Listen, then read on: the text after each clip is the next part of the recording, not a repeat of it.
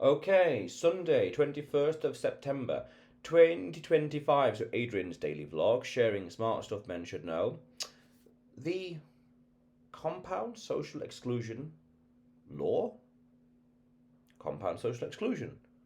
The compound social exclusion law. So, I was at an event recently, and that was only possible because someone that I knew had decided to re engage with people who he had not seen for a long time, let's put it that way.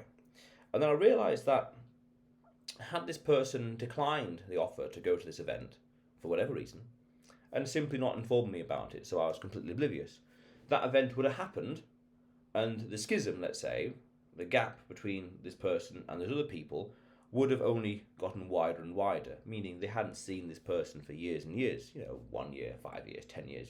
It depends on the person. But that's exactly it.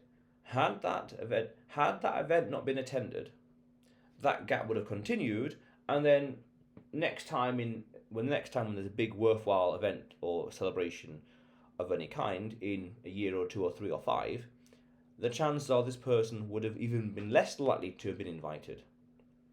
So that means that your exclusion in societal events or groups, or you're refusing to participate, or rejecting to participate, declining to participate, has a negative feedback loop of escalation, in a sense of, oh, don't bother invite him, he wasn't interested last time, or last time he was not very fun, he was weird, he did some strange antisocial, not socially antisocial and or not socially calibrated things. Don't invite him, don't get him involved. And just slowly excluding, and they create different groups, they talk elsewhere, they socialize among themselves, they party, they keep updated, and it's over here it's completely different, it's just isolated. So it seems that you could say that by not involving yourself with, say, rituals or celebrations or parties, maybe even not doing stuff socially for the sake of keeping up appearances, it risks indeed you losing social status in their eyes. It makes sense because that phrase I used right there, keeping up appearances, implies this whole thing, not to allow this potential social wedge, diplomacy or relations, to get too vast, too big, unmanageable, so as to deteriorate relationships. So then you could say, at a meta level or a deeper level, we could say, well, then you indeed want to weaponize keeping up appearances, meaning any party, any event, any ritual, any ceremony, any societal gathering, regardless of how minor or trivial it could be, and that's interesting balance you could say, must be attended in order to keep this gulf, this connections, relations, diplomacy, business relations, you name it, as tight knit and as hot and warm as possible.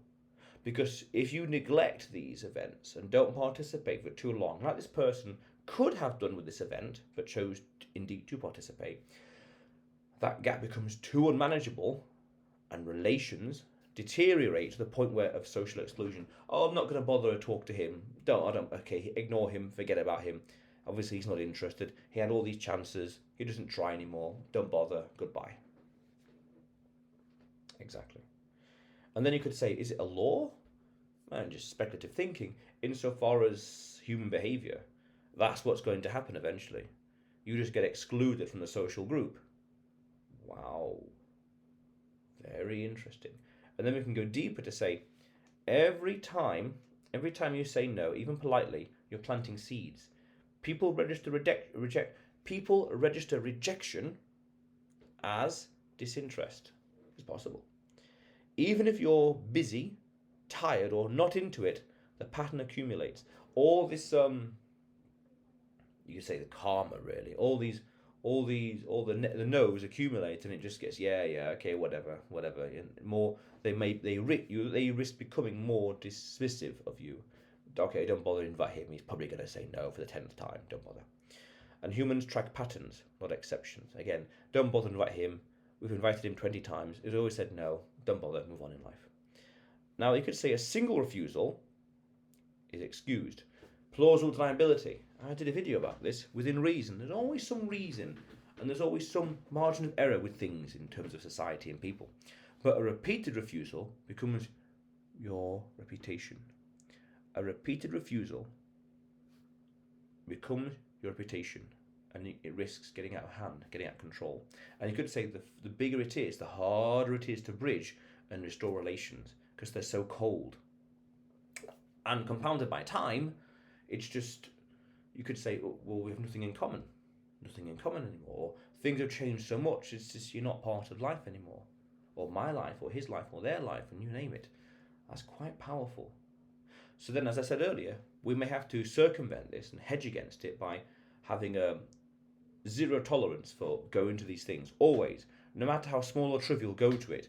Because you can go at an even deeper level to say, you could be a bit Machiavellian about this and say, or utilitarian or pragmatic to say, I'm going to this event, even though I don't particularly want to, even though I don't particularly like them, but I'm going to it because I value the social relationship that we have and the social dividends, we could say, to coin a phrase maybe, that could be achieved in the future. So, for example, you sacrifice one day, strong word, but lack a better word, just to maintain good relations, because 6 months from now, 6 years from now, it could be very beneficial. So grin and bear this social ritual, if we're going to be very anthropological about it and just say it's a ritual, just a ceremony. Grin and bear that, because what matters more to me is the relationship, the social relationship, the rapport, know, like, and trust. 6 months from now, 12 months from now, 12 years from now. Because in this interesting scenario here, there was some animosity between this person and someone else, because this person refused, rejected to go to an important event in this person's life in the past, and that person may have held it against this person here. Very interesting. So then you can say, right, well, grin and bear it, just do it for the sake of good diplomacy.